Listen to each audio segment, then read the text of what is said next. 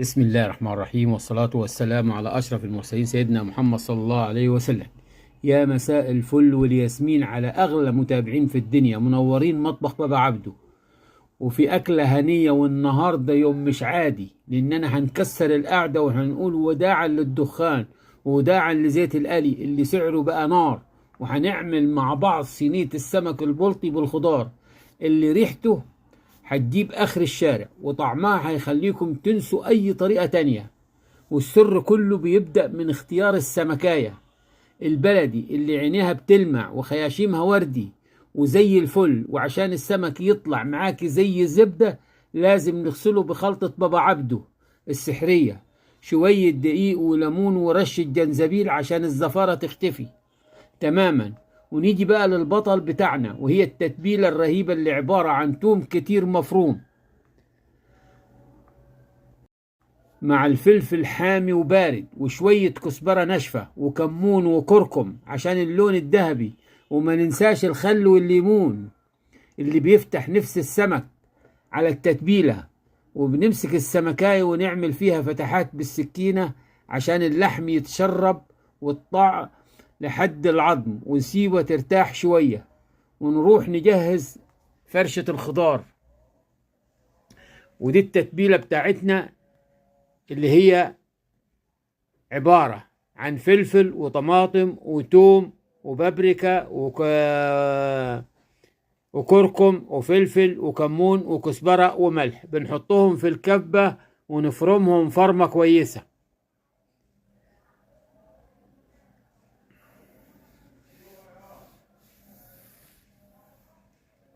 نفرمهم فرمة كويسة لحد ما يتبلوا معانا لأبعد الحدود، يعني تبقى الفرمة ناعمة جدا جدا جدا.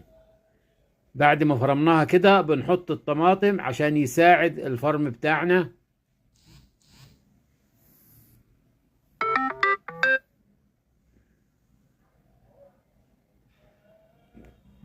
نحط الطماطم ونديها فرمة، وبعدين نحط التوابل بتاعتنا.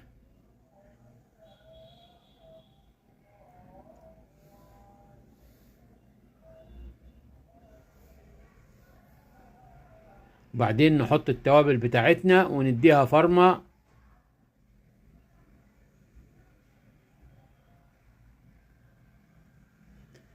وكل الحاجات دي انا هسيبها لكم في صندوق الوصف عشان تطلعوا عليها. بس صينية سمك في منتهى الحلاوة وفي منتهى الخطورة، ودي لازم تجربوها في العيد،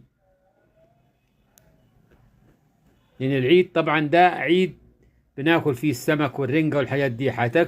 تعملوا الطريقة دي في منتهى الحلاوة، وكل الجيران اللي هيشموا الريحة ويقولوا لك ايه الريحة الخطيرة واللي جاية من عندكم دي. فياريت تجربوها وتقولوا لي رأيكم ايه في التعليقات. بناخد بعد كده التتبيلة دي حوالي 4 معالق زيت ونقلبهم مع بعض، نخليهم يتداخلوا مع بعض. شايفين ما بنحط الزيت كتير، انا بحط هنا وشوية هقول لكم هنحط فين تاني الزيت. 4 معالق هنا بس، ما بنزيدش عن كده. بناخد معلقة بقى عشان نحطها للفرشة بتاعة الخضار بتاعنا.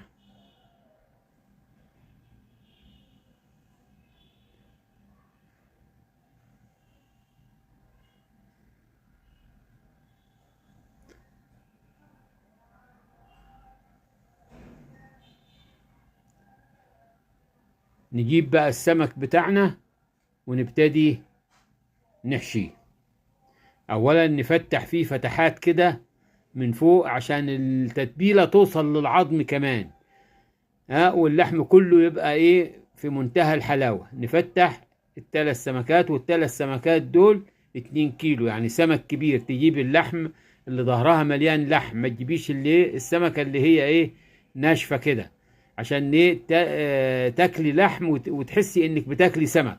ما تجيبيش السمكة الضعيفة، هاتي السمكة المليانة، لازم تكون سمكة كبيرة، ما تجيبيش السمك الصغير.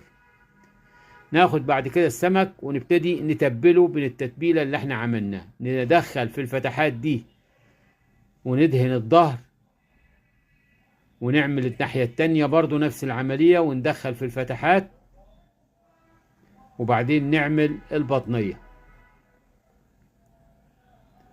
نمسك التانية نفس العملية، نعمل البطنية، وبعدين نعمل الظهر وندخل في الفتحات.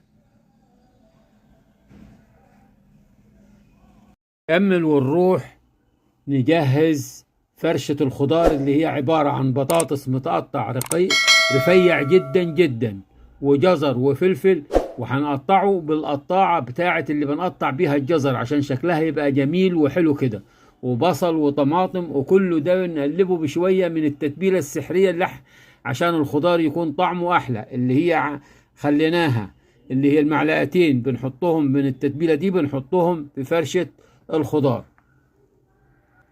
التتبيلة دي أحلى من السمك نفسه. وبنرص الخضار في الصينية ونحط فوقه السمك البلطي المدلع، ونزينه بشرايح الليمون والفلفل الحامي، وندخله الفرن على درجة حرارة عالية في الأول، وبعدين نهدي النار عشان السمك بعد ما خلصنا السمك وتبلناه بنروح نعمل فرشة الخضار زي ما قلت لكم.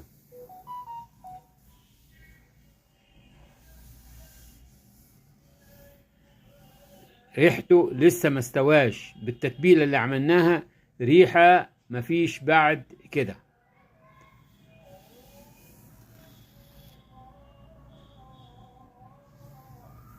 دي الحشوة بتاعت البطنية، بناخد فيها جزر، وبناخد فيها فلفل، وبناخد فيها طماطم، وبناخد فيها فلفل شبت وكزبرة وبقدونس، ونقلبهم مع بعض مع التوابل اللي احنا بنحطها، كمون وفلفل وكزبرة وملح وبابريكا وكركم. نقلبهم كده ونعصر عليهم الليمون،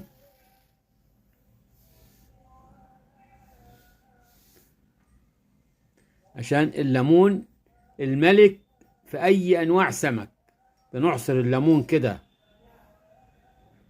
في الحشوة بتاعة السمك، ونجيب بعد كده السمك ونحشيه من الحشوة دي.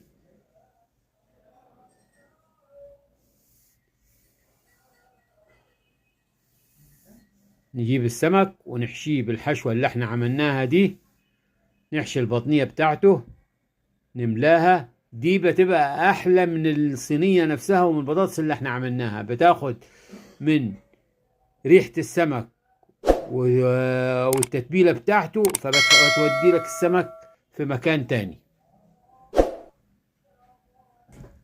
كده. تمام. بعد كده نروح نجيب الصينية بتاعتنا، ندهنها زيت في الأول. ندهن الصينية زيت زي ما انتم شايفين كده، وبعدين بنجيب البصل ونحطه اللي هو متقطع جوانح، وبعد كده بنجيب الجزر والبطاطس اللي شكلهم كده بيفتح النفس من التقطيعة بتاعتهم. نجيب الجزر ونحطه برضو عليهم،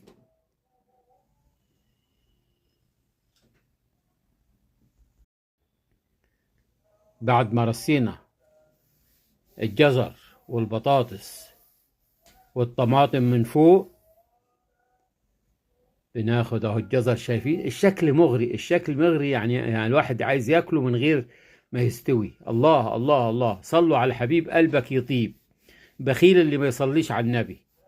الله اكبر الله اكبر. ايه العظمة دي؟ ده فن، دي لوحة فنية مش صينية، دي لوحة فنية. نحط بقى الشبت والكزبرة فوقيهم، ونحط الفلفل اللي فيه ايه سبايسي حامي، ونحط فيه الطماطم، ونبتدي نقلبهم، ونجيب السمك ونرصه عليهم بالطريقة دي.